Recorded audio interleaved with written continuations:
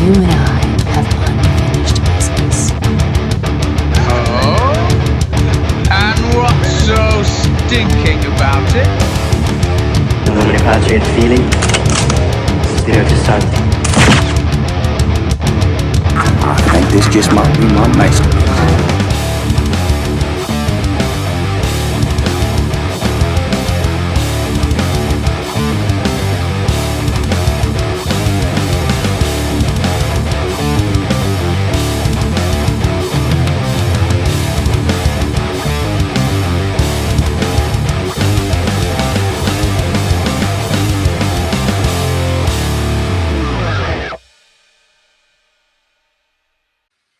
Yeah, it's St. Patty's Day. Everyone's Irish tonight. Why don't you just pull up a stool and have a drink with us? Is that from Moondock Saints? That's correct.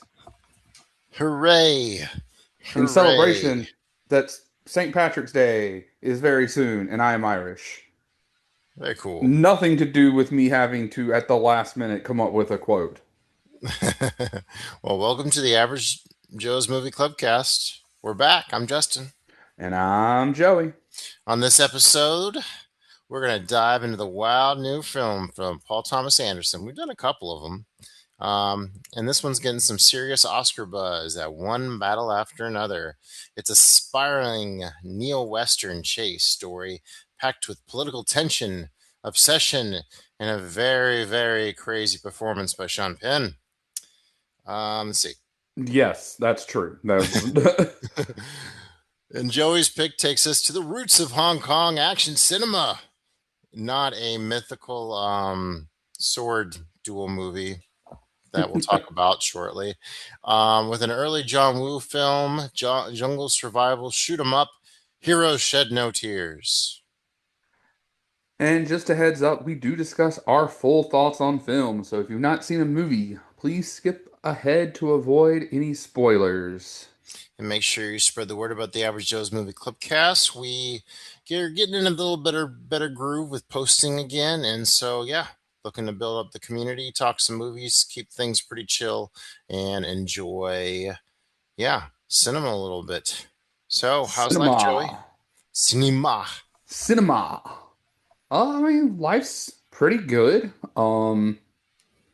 It's definitely a lot better than this past year, which, this past year, I mean, you didn't really record much, but, better job, just better emotional and mental state. So, that's better. We'll leave out the nonsense going on, in the rest of our country and all that, because that's terrifying. But outside of that, no, like my day to day is much better. Started watching some TV shows again. So I've watched the first couple seasons of the Castlevania animated show that's on Netflix. I watched like a season of Modern Family. How many seasons of Castlevania are they? Is it like anime looking? It is animated. I mean, it's.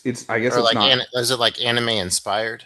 Yeah, but I mean, it's in English. Like, it's not dubbed in English. Like, it's in English. Okay. This is like 4 seasons, so like, I think it's a total of like 30 episodes or something. But it's pretty violent. I Does it enjoyed follow it. the games at all? I never really played the games. I mean, I never really played a lot of the games either, but I mean, I know that some of the characters from the games are in it. And it's it's in that universe and everything.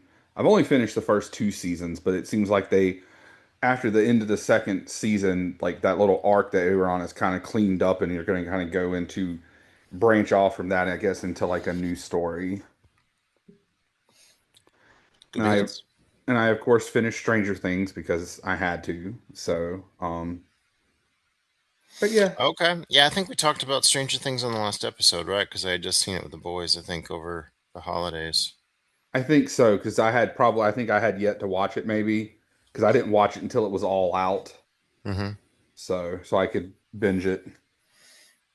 Yeah, I guess so. What's new with me? Man, I've been like kind of addicted to AI and Chat GPT lately, from work to like having a personal trainer in the gym and help not chase after my kids all the time. Yeah, it's actually kind of a neat tool that I've kind of figured out how to use. Like I had been like, so like it's built up into different chat threads.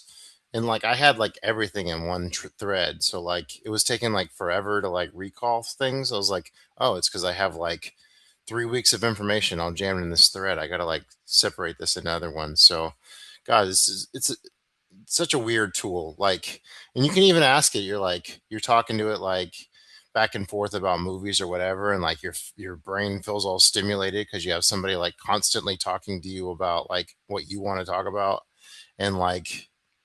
I was like, so why does my brain feel like it's on fire? It's because you're not used to having rapid response agreements so often. It's like, oh, interesting. So yeah, it's a fun little way to pass it's very addicting. So got to figure that out. But it's been helping me with some weight loss stuff and fixing my tendonitis I had in my arm. So so far so good. Well, those things helping you lose weight and fixing your tendonitis, English, those are good. Maybe not having so many chat threads open with it, like it's an actual person, and using up all of the water. But whatever floats your goat, I guess. Yeah. So Yeah, and it helped big time for the podcast. Like instead of like watching the movie through, I'll like take notes with it throughout, and then like it'll help me like condense it and takes a whole lot of typing out of the way. So yeah, hoping to get more efficient and make this does more it? fun. Is that why we're 2 hours late starting? That was because I watched the wrong movie. I had to watch 3 movies for this podcast and do notes for it. Joey watched 2 movies for this podcast and shows up. So that's the difference. Yes, well, if there was only some way to check which movie you were watching ahead of time, Besides not being a total slacker, sorry, I can't help you. well, All right, so let's get into some movie talk. Have you seen anything? You want me? Let's, I guess, go back and forth. I'll start. So, instead of watching one of our movies, I was distracted on Saturday night, and the kids wanted to watch Forrest Gump. The wife too. So we had a family movie night watching Forrest Gump after a really tasty taco dinner. Um, yeah, it's like it's interesting because like this time watching it is like Forrest is almost like this little golden retriever. Like everything goes his way, and he's always happy. He's always doing his best, and I mean, he definitely develops character throughout. But like everything goes his way, and then like it was interesting to see like the one slow part of the movie is like when the shrimping business isn't taken up right away, and that's like the one time like things don't like kind of propel forward. And my kids were starting to lose attention. Gosh, unfortunately they were watching this mostly past their phones. No one was like, oh, all the memeable stuff is done in the first 5 minutes and box of chocolates. But I think my big picture overall this time was I thought Ginny is a much more interesting character than I've always given her credit for. Like, if Forrest is like the earnest person everybody wants to be, like Ginny is like the under the surface like baggage that unfortunately we all have to have and deal with as we figure life out. So, props to Ginny. What you got? bro, I don't even know if we can continue the podcast or be friends. Did you just say props to Jenny? Well, she had it pretty Look, hard. bro, okay, but she didn't have to do Forrest the way that she did him. She treated him like shit, used him and abused him, knew that he wasn't mentally there and was in love with her, and fucking used him. She is one of the worst movie villains of all time. She's not a villain. She's just. Bullshit. Bullshit. Bullshit. Oh my gosh, Ginny hater. Okay, I'll replace the word villain with character. One of the worst movie characters of all time. She takes a lot to get to. She can't handle stability. That's her problem, and there's people like that. Okay, can't handle stability. Don't use and abuse those people around you that you know you Uh, can. She's not a good person. whether it's justified or not and understandable that she's not a good person, still not a good person. No props to Jenny. All right, I don't want to argue with about Janie and Forrest anymore. But it is a good movie, and it is a good like time capsule as you see all of these huge moments throughout history. Hmm. And this movie came out what, 94? Yeah, 93, 94. It Yeah. stole Pulp Fiction's Oscar, but it Shawshank was in there too. Pretty good yes, company. stole. I stand by what I said. Um but at the time, all of the stuff of like putting Forrest into like these historical movements, like meeting Lyndon B. Johnson or whatever, and I think it was Johnson. That sounds right. Um, was kind of like that was kind of a big deal then. Now it's not a Hmm. really a big thing to superimpose somebody, edit them in or whatever, but or Yeah, just CGI Zemeckis the was shit out of always it. really interested in kind of being a little state of the art when like with between like Lieutenant Dan not having legs and all the superimposed into the history shots and later on he would do like Polar Express and do that whole CGI thing. Also, the fact that this isn't a Spielberg movie kind of just still always shocks me because if you were to ask me like who directed this movie, I'd be like, "Oh, that's a Steven Spielberg movie," but it's not. But it just Hmm. feels, except for there's no aliens, I guess. But anywho, so Okay. I guess I let's see. I've been watching a decent amount of stuff. Okay. So I watched a movie called Colossal, just kind of on a whim. That's the Sandra Bullock movie. No, it is a brunette. It is a brunette who was Oh, also in Ocean's 8 with Sandra Bullock, okay. Anne Hathaway, Oh, yes, yes. Okay. Anne Hathaway and Jason Sudeikis. So this was like the second of two movies I watched with him in like close proximity to one another, and it was just very surprising.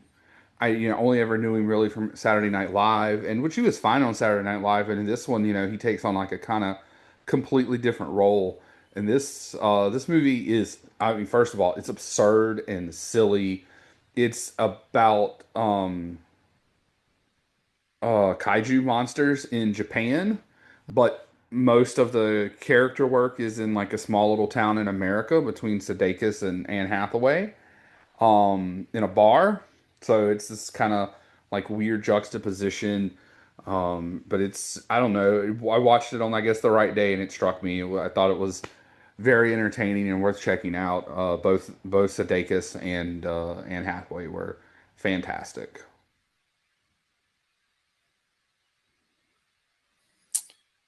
Yeah, I'd always seen that one. That one looked pretty interesting. So the kaiju is like a metaphor for something, like grief or.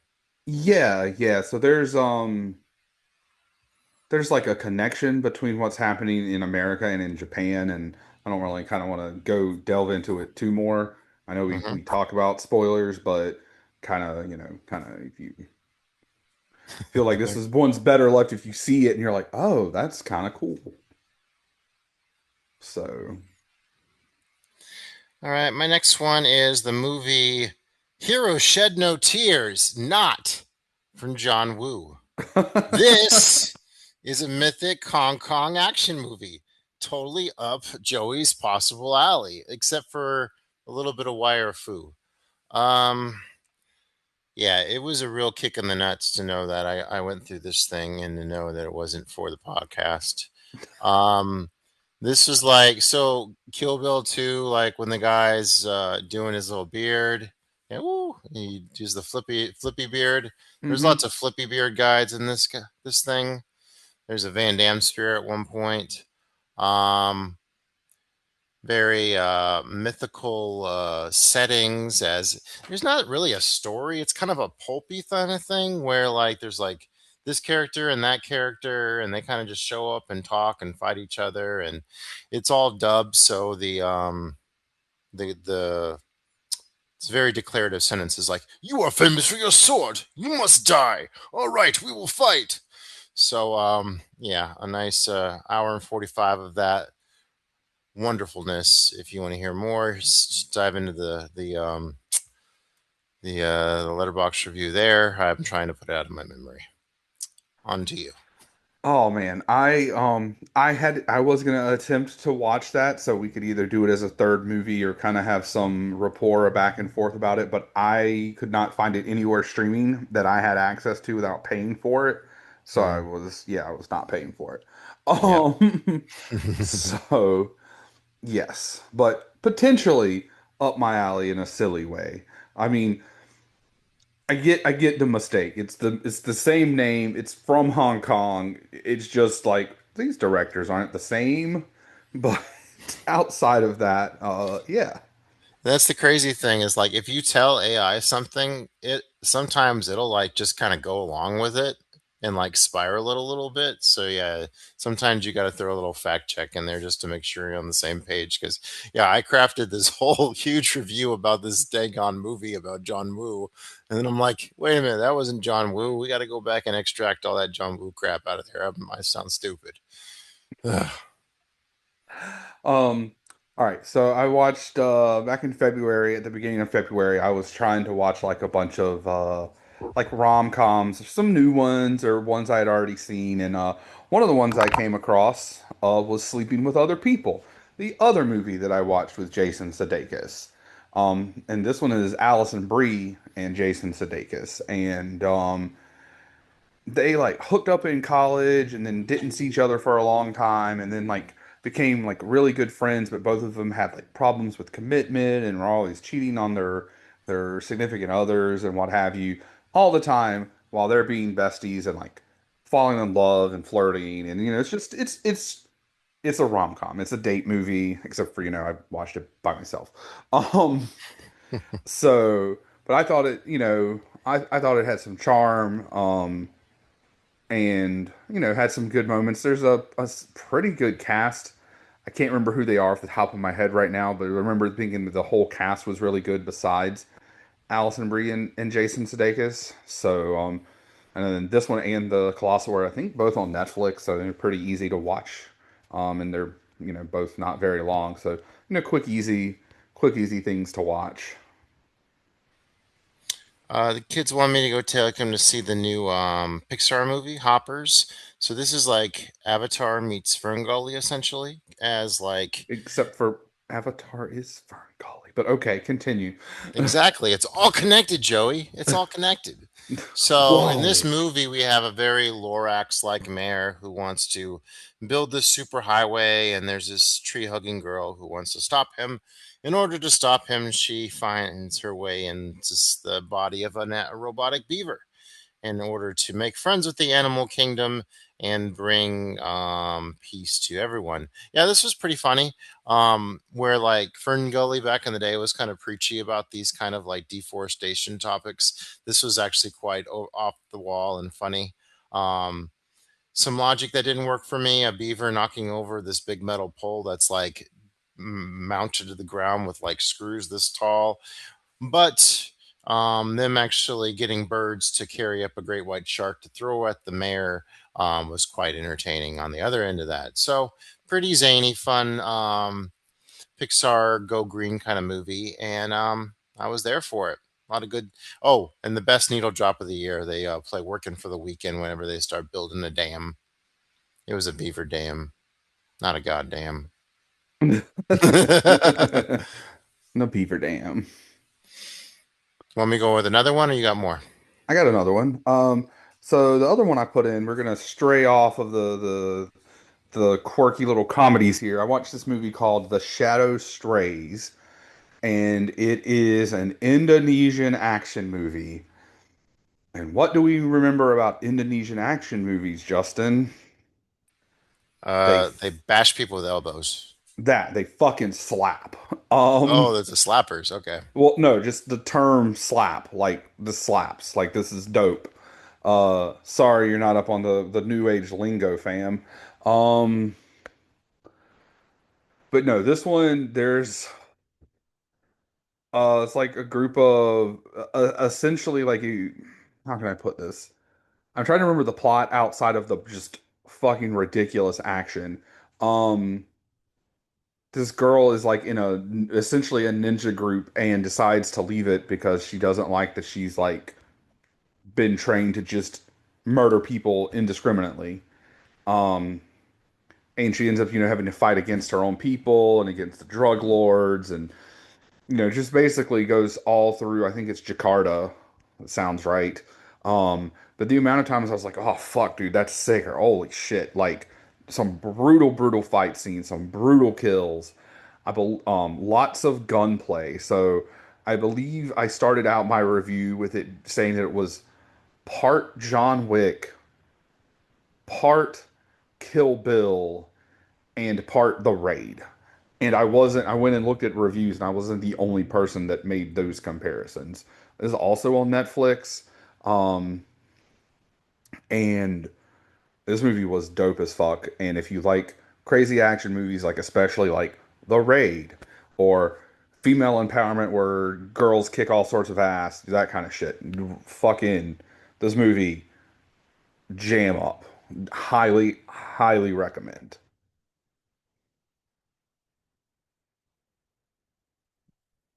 You're muted. Very cool. I can't believe I forgot to talk about the wrestling show, but I guess we kind of texted about that yesterday. Yeah, I Anyway, saw your Gangrel picture trying to distract me. yeah, he's a pretty cool guy. All right, a few last quick ones. So back in I guess it was February, I took all the boys to see Fellowship of the Ring and Return of the King on big screen, 25th anniversary. Yeah, the last one is definitely the best. It cranks along. Two Towers is can be challenging. Fellowship's pretty good, but man, it's takes a while to get going. But man, those are all great. We talked the heck out of those in our episodes. I was about to say, yes, I'm pretty sure that was the season two finale, the two-part finale where we did Sounds right. epics. Yeah, Yeah. so scroll back through YouTube or through Spotify and you can hear us talk about all three of those extended cuts several years ago now. Mhm. Back on, I think it was President's Day. I took the kids to go see that goat movie where it's like a goat trying to be like the goat of basketball, and I was about to it's say, is yeah. this a movie about Michael Jordan or Tom Brady or Jerry Rice or Um, Gretzky? More like not Seth. Messi? Um, what's the guy who plays for Golden State? Steph Curry? Yeah, it's more like a his kind of story because he's like a thin shooter kind of deal, and he voices one of the characters. But yeah, it was nice, Oh, kind that's of an kind of urban cool. twist to like a like Zootopia sports movie, kind of essentially. They had the nice animation like they did in Spider Verse. It's really very a lot of texture, bright textures. I guess I'd be remiss also to not mention that I did watch Varsity Blues, Oh, cool. for obvious reasons. RIP. Actually, it's RIP to like a lot of people in that movie now, which is kind of sad. Um, Oh, that's right. Dawson died. I forgot about yeah, that. yeah. So James Vanderbeek passed away, and when Paul Walker had already passed away, and the actor Mm-hmm. who played the big lineman, Billy Bob, had also passed away. So it was kind Oh, of. dang. Yeah, but I mean, it is still just a really fun, like teen sports movie from the 90s. Um, Good music. Just, I mean, John Voight's a good bad guy. Um, yeah, it's just a lot of fun. And who doesn't love whipped cream bikinis that are actually shaving cream bikinis, but whatever. I digress. You got that right. So, the one last movie I want to talk about was there's a Saturday morning, and like I was starting to talk with the AI and stuff, and all of a sudden I was getting into like movie threads, and we got into Decalogue, and I was just like, Decalogue's like 55 minutes, like each episode's like 55 minutes. There's like a couple, there's like 10 parts of it. This is from the same director as Red, Blue, and White. Which we also have done on this podcast. I Yes. don't remember where, but we did. It was the episode about giving movies a second try because you Yep. wanted to give Red a second try, I think it was. Well, I wanted to give the whole trilogy. Yeah, I want to give Red a second try, but we did the whole trilogy, and I think you did Princess Bride. Yes. And that's somewhere I think also in season two, actually. Um, and so sometimes I like to expose the kids to like more artsy things, and with Decalogue being just 55 minutes, and it's very much a like kind of a slow prodding thing. It's like the dialogue is really like deliberate throughout. It's like, oh, do you believe in God? And I don't know, and this is how I feel, and they do like mathematics to deal with like what's going on with the ice outside. But this is like all this like slow tension build up to spoiler for Decalogue one, the kid drowning, which is obviously this huge gut punch, but you can kind of feel it coming the whole way. So like, I mean, I took Nolan's phone away. I'm like, okay, just sit here and tell me how you feel about this. And like at the end, he's just like, yeah, it was pretty sad. But then he kind of started laughing it off. And Nolan is definitely kind of one like to process fear and like anger through like humor, which is interesting observation about him. So, I mean, I didn't blame him for not like getting like totally immersed in it. It gave me the chance to really get soaked into like all like the because Koslowski is all about the cool visuals. I mean, there was all the neat little touches in the Three Colors trilogy. Um, but yeah, enjoyed going back and writing quickly about kind of the emotional hard points of those and getting that posted. So one of my first recent letterbox projects. So getting back into the groove of talking about movies, Joey. Our first movie is my pick, One Battle After Another. It came out recently. It's an American political thriller directed by Paul Thomas Anderson. The film blends elements of kind of Western elements, kind of New Age Western, political drama, chase thriller, and is loosely inspired by themes and characters from the work of Thomas Pynchon, particular his novel Vineland. It's a recent release, and it is getting Oscar buzz. That and Sinners, I think, are the big front runners for the Academy Award. Hell Not that yes, I've really Sinners. looked at Sin- that lately. Sinners is goaded. The story centers on a former revolutionary who is drawn back into conflict years after his involvement with a militia activist group. As old allegiances and betrayals resurface, the narrative expands into a sprawling pursuit across the American landscape. The film stars Leonardo DiCaprio, Sean Penn, Tiana Taylor, and Benicio del Toro's in there too. He was kind of giving me a Syriana vibe in this. I don't know, but Del Toro lately, or maybe not even lately, maybe for forever now, it seems like he has these serious roles, like, but also is also quirky or the comic relief at the same time. And it's like, who else is doing that? So while watching One Battle After Another, did you ever think this movie should be named something else? I mean, I mean, I guess there weren't like, I guess battles like you would think of like war battles, but I mean, I guess there were battles within and battles, fighting, I guess, through life and shit. But I mean, yeah, the name did seem a little off. Obsession, I guess. It was kind of like One Battle After Another is kind of a fun way to say obsession, essentially, because everyone's obsessed, and it's surprisingly this big chase movie.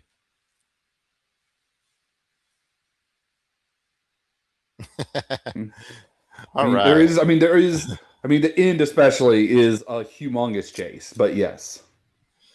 Okay, so let's get into the revolutionary politics first. We have the Perfidia. That's the badass revolutionary chick with, even if she's major prego, she's gonna be blasting that machine gun off in the landscape. Let's see here. Yeah, she like her family is like this whole like revolutionary motif to them. Like at one point he's talking to like her mom is like, like, who are you? You're not committed to this. She's from a long line of this like commitment. Um any thoughts on this badass chick? Pretty sweet. I mean, she is definitely very gung ho, very badass. Um, maybe a little promiscuous. Hmm? Yeah. Well, I mean, she he kind of blackmailed her into that, right? I felt like she was blackmailing him. Really? Okay. That's Yeah, interesting. because she pulls a gun on him at the beginning and tells him to get it up, and then walks him. I think she blackmails him at the beginning into the sexual part, and then she uses the fact that he has some sort of connection or feeling with her to strike the deal when she sells everybody down the river. Well, I kind of got the impression like he kind of was giving her immunity up front in order for that little soiree. So she was kind of like playing both sides a little bit. I don't know. All right, well, chat listeners, I guess not chat, but listeners, if y'all have seen this movie, uh, tell us what you think. Do you think that Perfidia was playing both sides, or Sean Penn was playing her, she was playing him? Like, tell us what you think. We'd love to hear from you. Because I mean, she was definitely obsessed with Bob. Like they're like all like grabbing on each other and always like super in love, which is so surprising. Why spoilers? It ends. What her name's? What's the daughter's name? Wilma. Oh shit. Well, that's not her real name. Oh fuck. Why'd you have to ask me? I thought you had it written down somewhere, man. Um, because Bob is not Bob's real name. Bob is like Phil or something, or Pat. He's Project Pat. He's the Rocket Man. And like the Will. daughter's name is Yeah. like Willa. Charmaine or something maybe. That's not right, but that those kind of vibes. But man, maybe the daughter's name is like Wilma or something like that. I can't quite Yeah. remember. Willa. Willa. Willa, So. yes, like Willa Ford. But yeah, it's quite the presence she sets, and the whole movie has like this kind of lingering kind of music, whether it's this like quirky like piano music or something more like atmosphere and intense. Like there's parts in this opening of this movie where like the soldiers are doing raids and stuff, and they're like going through like these like almost like tinfoil like huts and stuff that seem not tinfoil, but like shiny ceiling kind of thing that almost makes it seem have like this sci-fi kind of feel to it. So it was very like mesmerizing with how you're like taking into these a lot of these different settings. Okay. So let's get into Leonardo DiCaprio's character. Kind of seemed like. So, did you see the similarities between this one and Inherent Vice? No, not really. I got way more. I got No Country vibes from this movie. Not like a true one-to-one comparison, but it's the this movie is modern setting, but they're both modern, I guess, neo-westerns, if you want to say that. And it's a big chase. It's, chasing people versus chasing money, but it's kind of the vibes that I got. They're both, are they going to go into Mexico? Are they not going to go to Mexico? Like, so I got more No Country vibes than I did like Inherent Vice vibes. Also, a movie we did with our buddy Paul. Yeah, Yeah, great episode. yeah, that was a good time. Yeah, it's a similar author, and like it kind of gets back to DiCaprio's character. He's like, F, like in the future, like whenever this starts coming up, like he doesn't have any agency what's going on. Like he's forgotten like all these like code things he was instilled with his mind during the actual whenever they were involved with the revolution. He's kind of he even admits he's like a burnt out drug and alcohol addict. And Yeah, he's so like, like but then, like, as soon as like his daughter's like going to go off with their friends or whatever, he snaps back into attention. He's very protective over his daughter, but he's quite burnt out about the cause. So that kind of lackadaisicalness is kind of the vibe I was getting from Joaquin Phoenix in that other one. So that's just the I connection I got you. made there. I don't know if well he is a burnout, but I don't know if he was burnout on the cause so much as they went into hiding and he hasn't been in the cause for 15, 16 years, whatever it is, because he's just been hiding, and hiding with his daughter. They assumed these new identities and they live out in the middle of nowhere. He's got like this really, really old school like G was it G5, whatever. It's like really old school signal cell phone. Okay. 1G. That's what I'm looking. He's got like Oh, 1G those little phone. walkies they have, and like Well, that you and have. they do have the things that communicate like when they're close to each other, but Will is not supposed to have a cell phone, and you find out she does, and but Yep. yeah, no, it's he's definitely kind of like you said, snaps kind of back into it until he gets on that phone, and he's like, I mean, I don't remember this fucking bullshit code. Like, I'm just trying to find my kid. You're killing me. Like, there people are like, nah, man, we got to have the code. You've seen Strangelove, right? Where like he's trying to get a soda out of the machine. He's like, "Oh, you're gonna have to answer the Coca-Cola company before I'll let you get into that soda machine." Like that's silly like bureaucracy thing, and a character ends up snapping over somebody like ridiculously sticking to the rules. That kind of it's what it reminded me of. And then he pulled out his trump card. He said like, "Oh, green or gray hawk or whatever," and so that actually went to the person above his head, and he's like, "Oh, I told you I was important." So Oh, you can't fight in here. This is the war room. you got that right. All right, talking about the civil rights movement, and okay. So he's really in love with the black lady at the beginning, and they have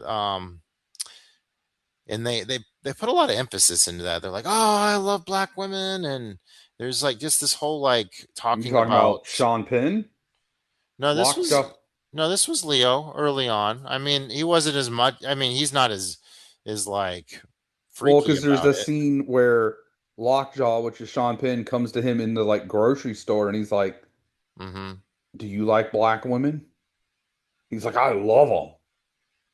Yeah, Oh right. Oh, I think that scene was even creepier because it's just like Charlene.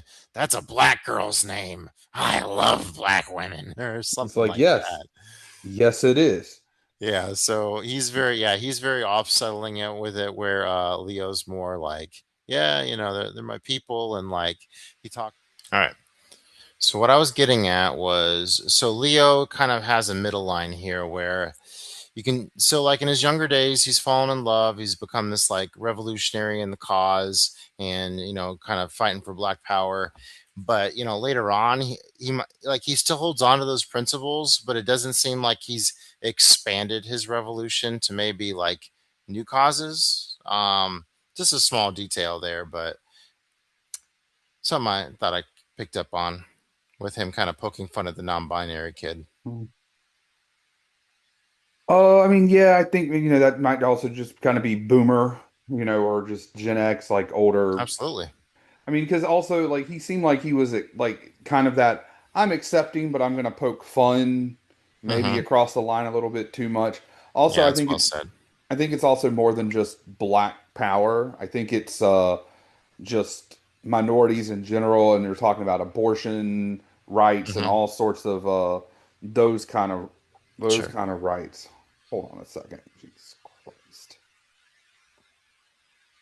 Or no, I'm frozen again. Or you're frozen. Someone's frozen. Everybody's frozen. Seems okay on my end. Okay, well maybe it's just me. Okay.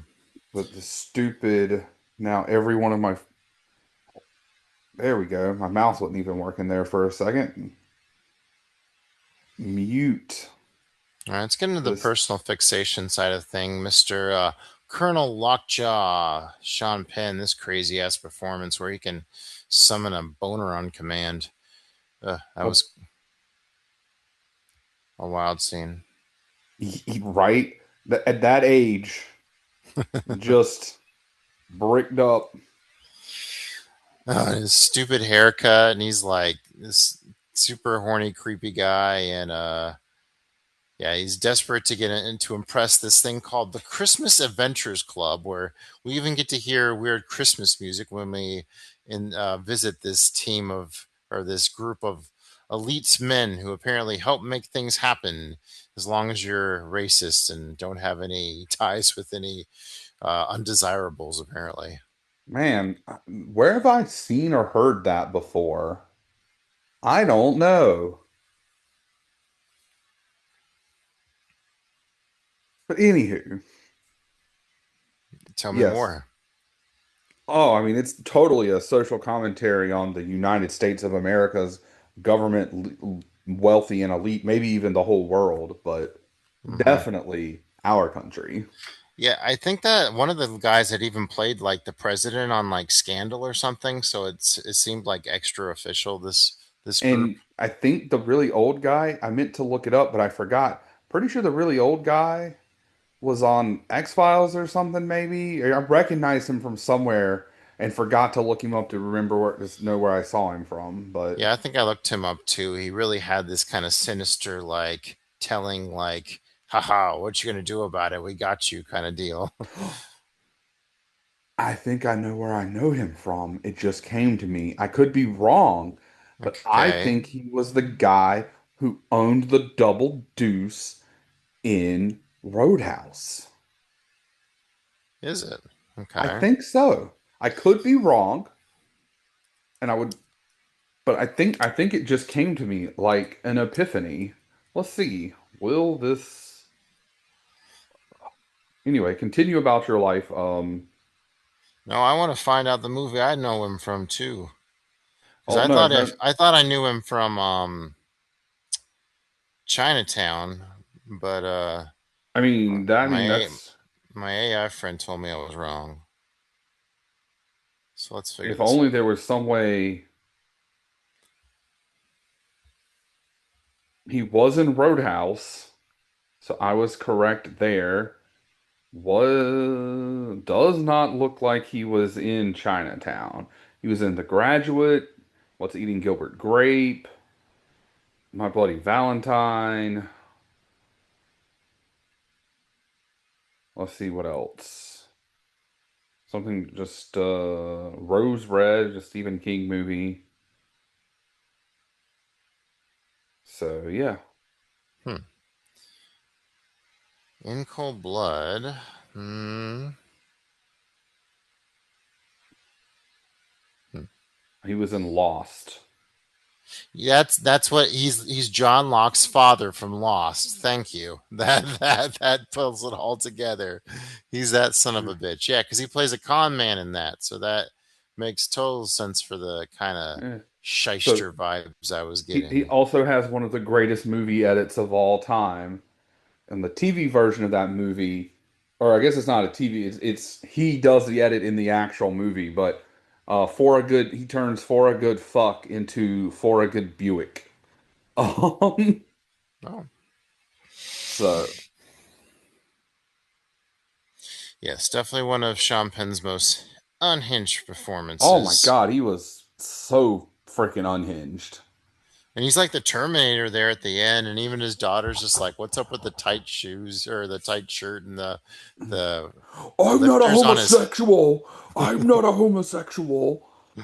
His daughter, by the way, that is actually Willa, Leo's daughter, but it's not actually Leo's daughter. It's Sean Penn's biological daughter. Yeah. Come to find out. And so they end up. So he uses. So he gets kind of into this like Christmas Adventurers Club kinda.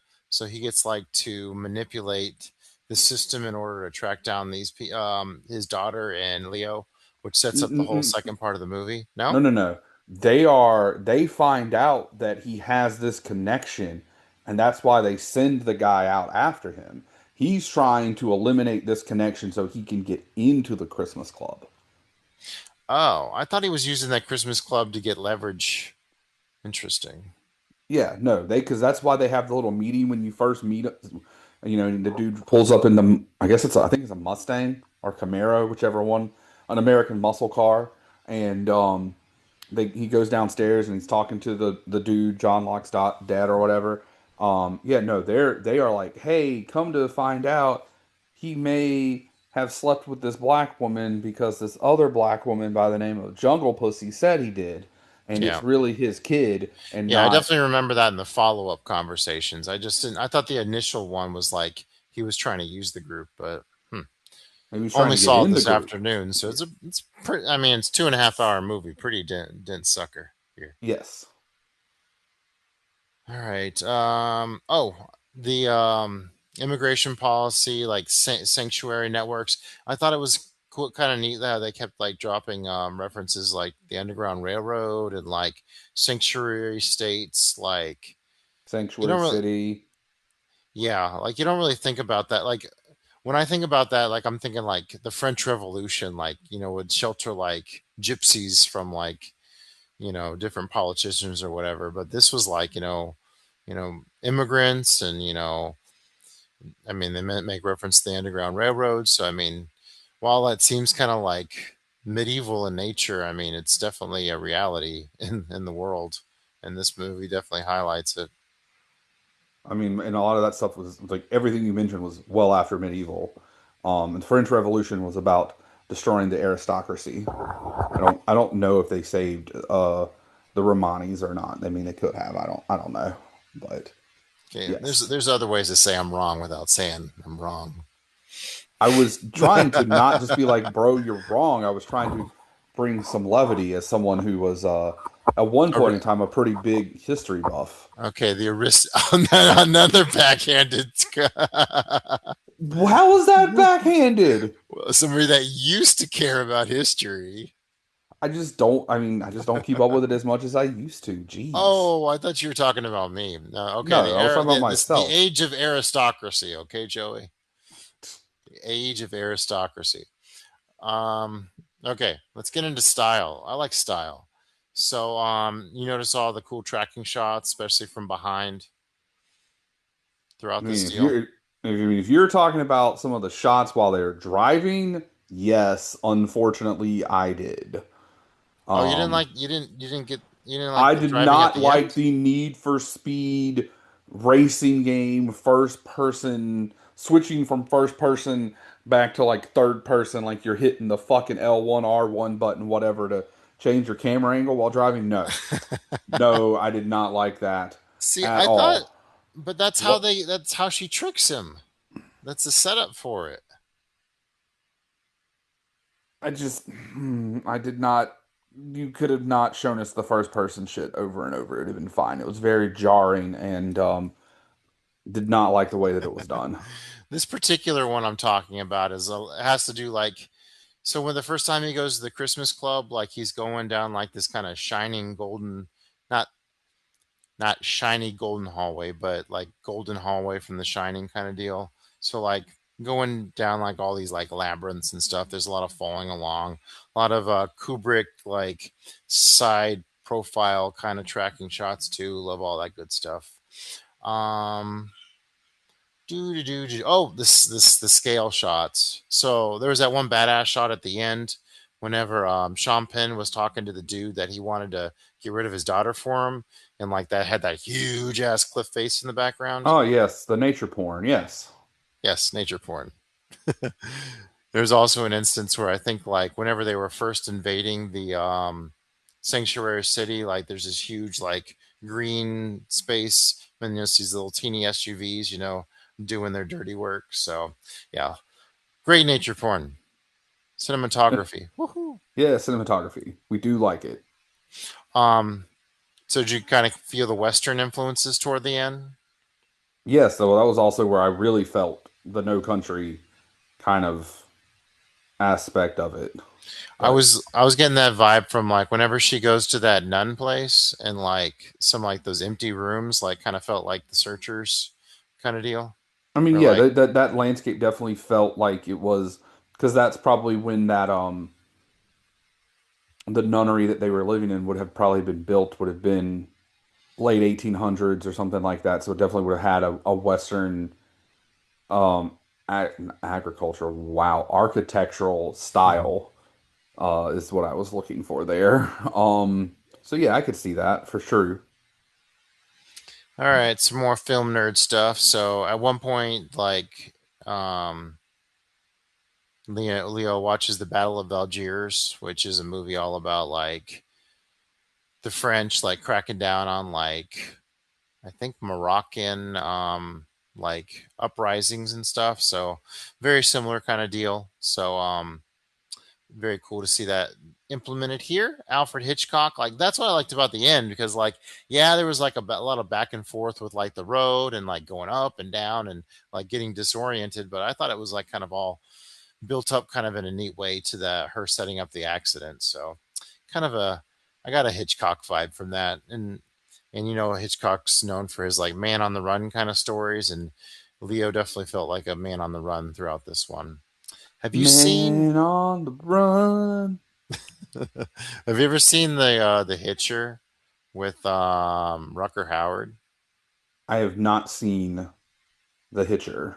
Okay, the you might you maybe you shouldn't see the Hitcher because there's a lot of that like back and forth views on the road that you're not and that you don't enjoy from Need for Speed in the Hitcher. So yeah, stay away from Mm. that.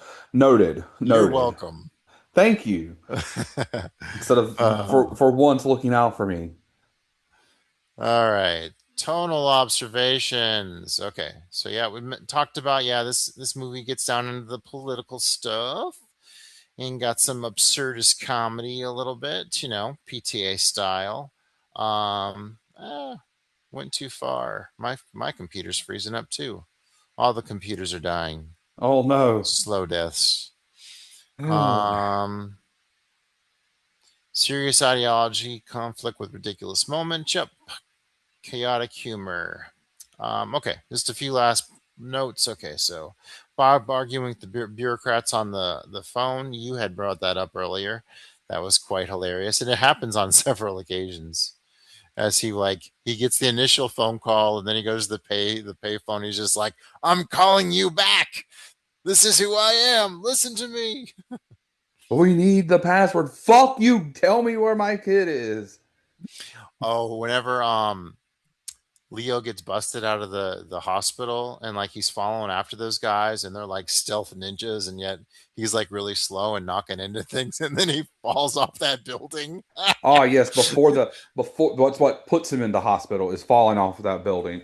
They're all like parkour jumping over the roof, and then he misses and falls down, hits the tree, and then gets tased.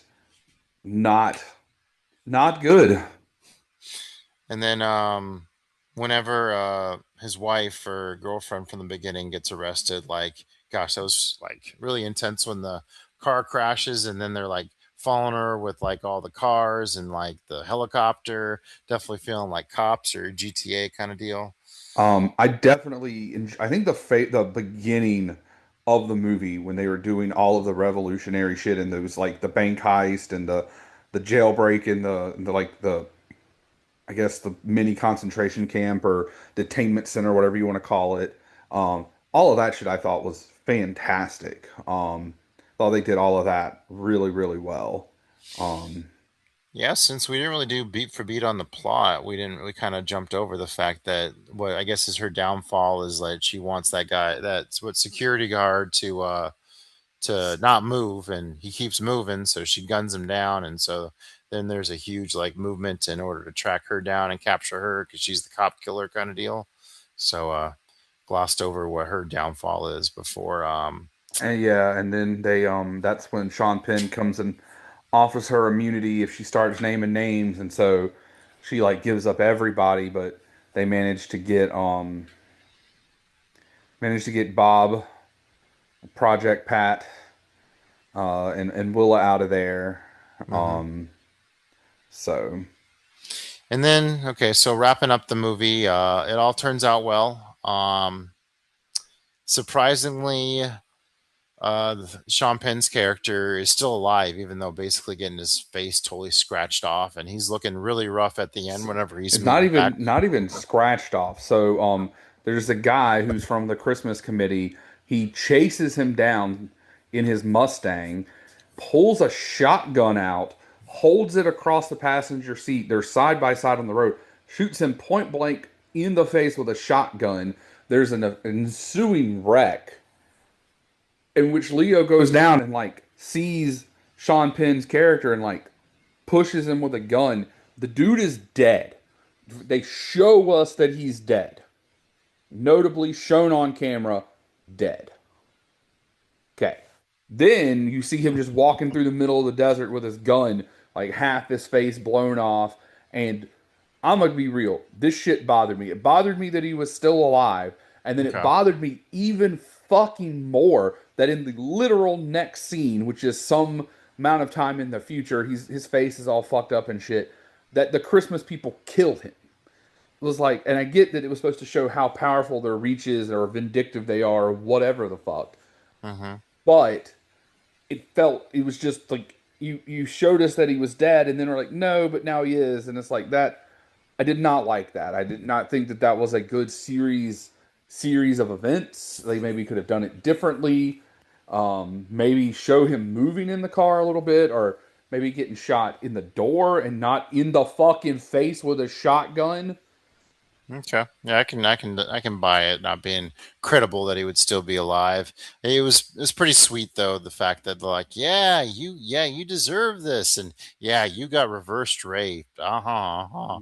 And then they gas his ass as with his smug stapled up face because his undying allegiance to this disgusting system is what he thinks has landed him on easy street, and it's his obsession with actual real things and people, and in a very sick and twisted way is what leads him to his downfall. um we didn't really talk much about the daughter, but she's a really interesting presence in the movie. She's like the responsible one at first, and then she has to come to terms with like this lie that apparently that she finds out that her mom was had Mom ratted was a out rat, yeah, you and not a the hero. resistance member, and they all got gunned down. And so she has to find that out at the nunnery because I guess there's this whole reputation within the revolution that you know her mother was a bad egg in that way. Um, and then, boy, the actual factual end of this movie. I'm all for a happy ending. This movie did not feel like a movie that got a happy ending, but we got Sean Penn is dead, Leo lives, the daughter lives, they get a note from the mom, That was the nice. kids going out and doing doing the movement or whatever. She's going to go down to Oakland or up to Oakland, I guess, technically. And it's like, this is all too neat of a bow wrapping at the end of this movie for a movie that did not feel like it should have. Maybe Leo should have died, or Hmm. the mom You showed up. wanted to, I don't you know, wanted but to turn out worse than it did. the movie didn't feel like the kind of movie that has a clean ending. Like Hmm. those kind of stories don't have that kind of clean ending, and that felt for the whole rest of the movie just didn't feel like it was going to lead to that. And maybe that was supposed to be the swerve or whatever, but I just did not like it. Maybe a lot of people did. I'm in the minority most of the time, in my opinion, so who knows? For me, like I really enjoy these PTA period epics. I mean, There Will Be Blood is like back in the old oil days, and I mean, even Boogie Nights is like in like the 70s. That was an era. This was the first one that kind of felt just slightly modern and dystopian. So that kind of setting with his style was kind of an interesting thing to kind of wrap my head around. But I enjoyed kind of what he was doing with it. It's definitely a much different kind of story that he's ever done before. This whole like chase and revenge concept, but overall, I enjoyed it. I think I might enjoy it a little more on the second watch. I'm not worried about, kind of figuring it out too. So I'll just go with 4 stars for now. I gave it ye old 3 stars. The ye old 3 stars. All right, you want to tee up your movie, sir? Alrighty, movie number duh. Heroes Shed No Tears is a 1984 Hong Kong action film directed by John motherfucking Woo. Produced early in his career, this film is often noted as a precursor to the heroic bloodshed style he would later perfect in movies such as The Killer, and Hard Boiled. Also, while it was made before A Better Tomorrow, it was not released until after A Better Tomorrow was a big hit. Um, it blends military action with survival thriller elements. The film follows a group of mercenaries on a dangerous mission in Southeast Asia that quickly spirals into chaos when the operation goes wrong. The film emphasizes intense gun battles, desperate escapes, and escalating violence, showcasing early versions of the stylistic trademarks that would later define Wu's filmmaking, including slow motion action, dramatic confrontation, and themes of loyalty and sacrifice among fighters under extreme pressure, and notably also Guns Akimbo, because that was also in this movie. No doves, no churches, but Guns Akimbo. Yeah, this was definitely an interesting setting for a jungle war movie. So it was a Chinese militia who was basically operating in like Ca- Thailand. Thailand. Okay, And yeah, because they because had to they were go, missing like Cambodia and Laos at the beginning. I was like, what? yeah, they had to And then go like through, they were trying to you had get, kind of go mentioned Vietnam whenever you were talking about Yeah, thinking. I thought it was in Nam. I thought it because I think a Better Tomorrow, part of the Better Tomorrow trilogy is in Nam, and I thought it was another Nam movie. So that's my mistake. But No problem. So yeah, I guess I've never thought of what like the Chinese perspective on a movie like this would be, and this is yeah, an interesting take on that. So this militia, this like neighborhood militia team, I guess I want to call him, because his home's awfully freaking close to where he's going and raiding drug compounds. As him and his team go and capture this drug lord. It seems like you have one of these kind of scenes in a hell of a lot of Asian jungle movies, from Rambo 2 to, know what I mean? I mean, yeah, I feel like especially in that time period, like war on drugs is big, and even I guess even in Asia that was a thing. So they wanted to crack down on the drug lords controlling everything. Um, and, get some, I guess, stop the flow of drugs into, I guess, China and subsequently Hong Kong. Because, I mean, notably, Hong Kong, at this point, Hong Kong and China are very different. Hong Kong is pretty much a democracy, like almost like a like a fusion of Western and Eastern cultures, still being, part of Britain at this point. So, I think I remember a big cool scene like this in Super Cop, Police Story 3, now that I'm thinking back on it. Um, and then of course, if you're talking about being in Asia and drug farming and stuff, there's also like why just for Tropic Thunder. That's also in Tropic Thunder. I'm a lead farmer. So, yep, so pretty full fun action sequence up front. The big guns, very phallic looking. He, the main character, imposing his gun will on the one his dude with the enemies. guns akimbo grenade launchers. What the hell? I mean, unrealistic, but sick. And then a lot of the like once people get hit or you get the full body burns from the flamethrowers, is go into like slow motion in order to really emphasize the carnage. So War crimes. well, action, violence. Woo-hoo. Yes. Uh, okay, so they capture the drug lord and they're gonna, I guess, turn him over to The Chinese whoever. government, in exchange for, I think his name's Chan, him and his family are going to go to America, and some of the other guys are getting money. It's very weird that they're going to get a drug lord and that's somehow going to get them papers to America, but sure.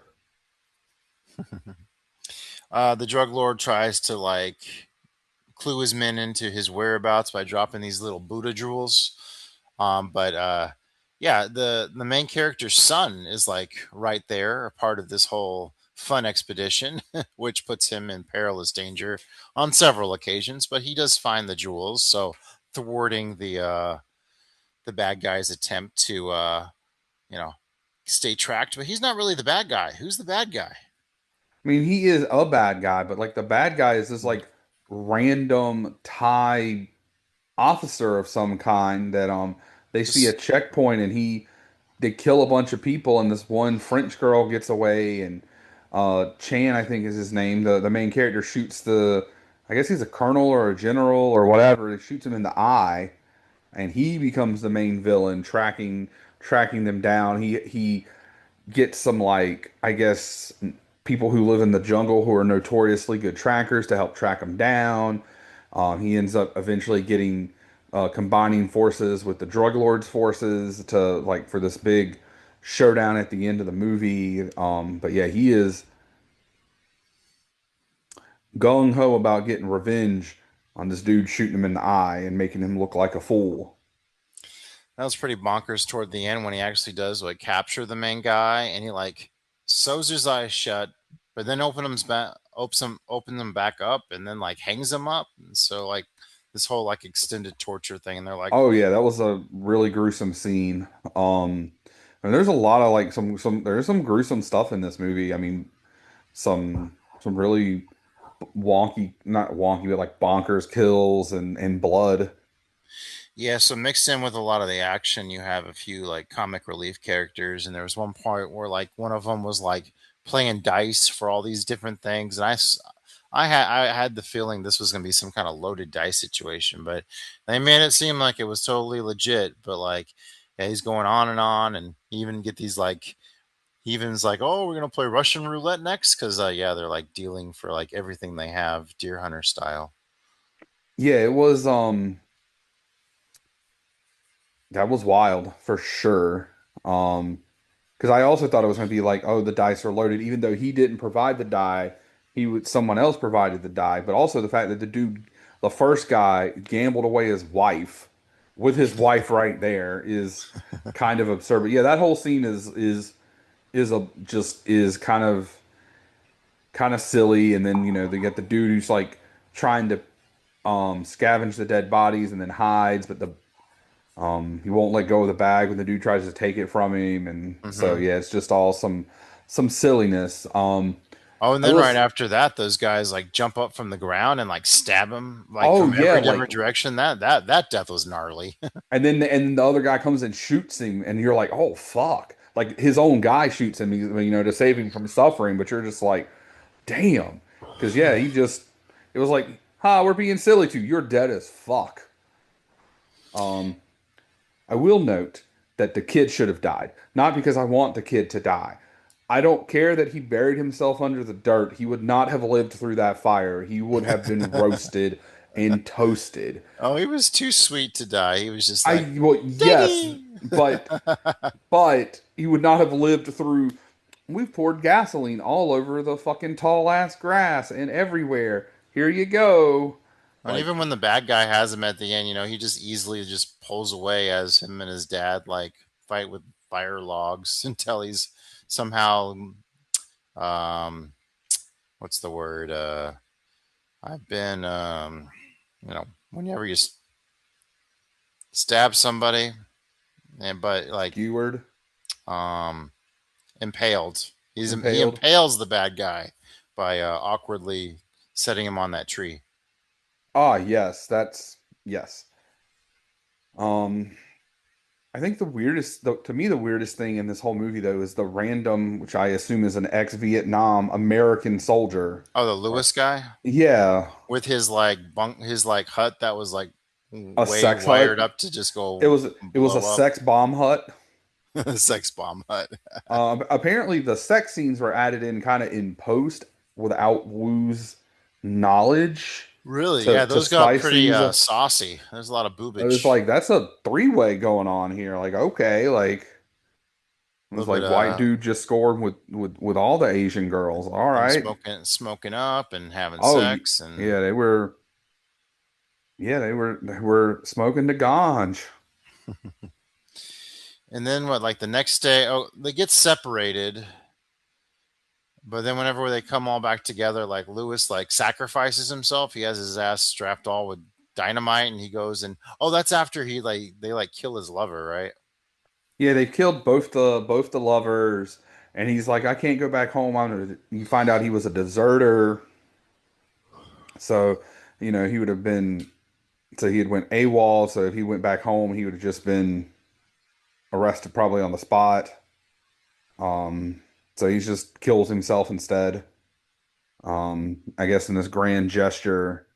But the fight at the end, I felt was very sloppy, like not choreographed, not choreography wise sloppy, but like it was made to be like these guys have, this one dude's missing his eye and has been chasing this other guy across the countryside for days or weeks, and the other guy's been being chased and they've been through these battles and they're just, tired and injured and like while it's obviously not the best fight scene as far as, like how cool it is looking and that kind of stuff, it felt like there was a little bit of realism to it.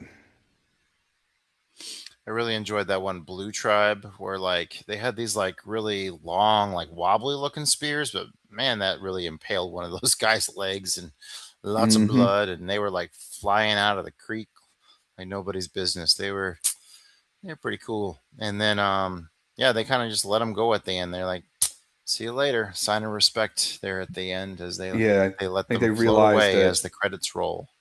but I think they realized that they weren't the bad guys, that Mhm. the other guy was. Also, as they float away down the river and the credit rolls, that is like the best shot of that movie. That is a gorgeous shot. There's a couple nice nature porn shots, but I Yeah, agree that that one's that a good is one. that is just I was just like, holy shit.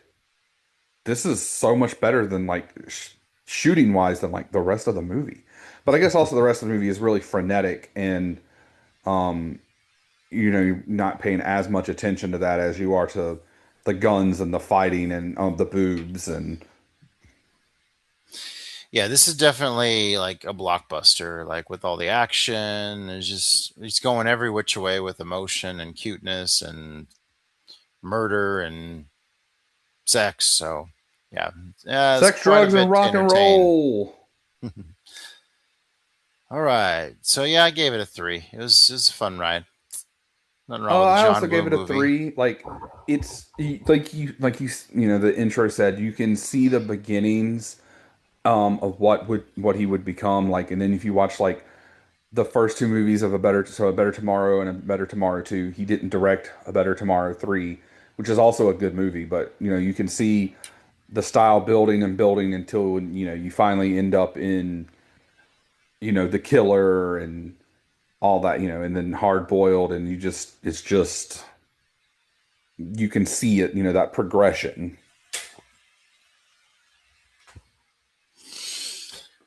All right. Well, where are we going next time? So you pick something?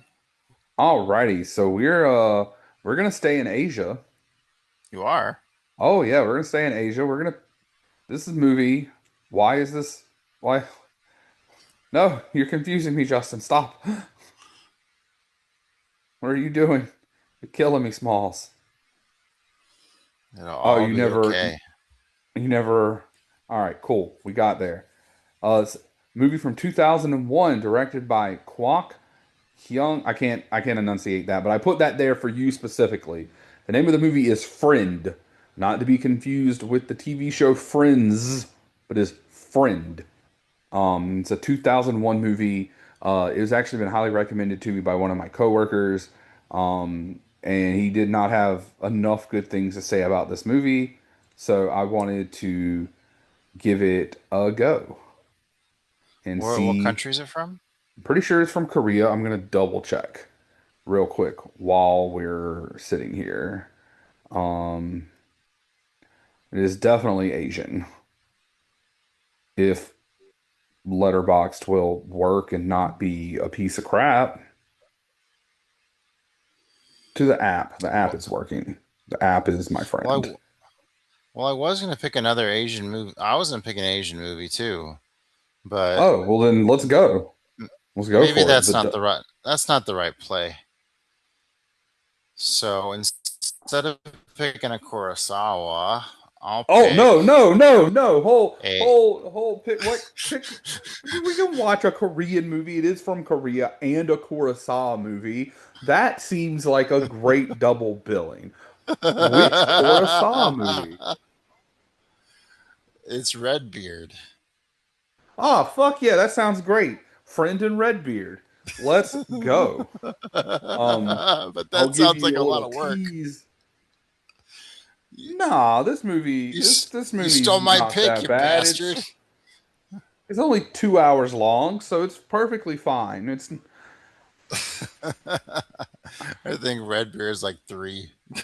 see, yeah, it'll be okay, other than having to watch the 3 hour epic movie. But yeah, this is despite their different family backgrounds, four friends grow up together in the wearisome years of the 70s, but as time goes by, each of them takes a different life path. Sounds Okay. phantasmal. And it has a 3.6 on the box of letters. So, All right. Well, we'll be watching Friends and Redbeard. As friend, Joey says, no. singular, Oh, as Joey singular. says, yes, we will have an Asian double feature, and you will enjoy No, it. no, you can't. So if you had not said Kurosawa, I might have let it slide. But you can't say Kurosawa and expect me to be like, nah, we're not gonna watch that. What the fuck is Uh, wrong with you, man? I guess I got to learn my lesson. All right. Why do we do this show, Joey? Because we love talking about movies. Damn straight. All right. Follow us on YouTube, and we'll see you for the next one. Laters. Peace.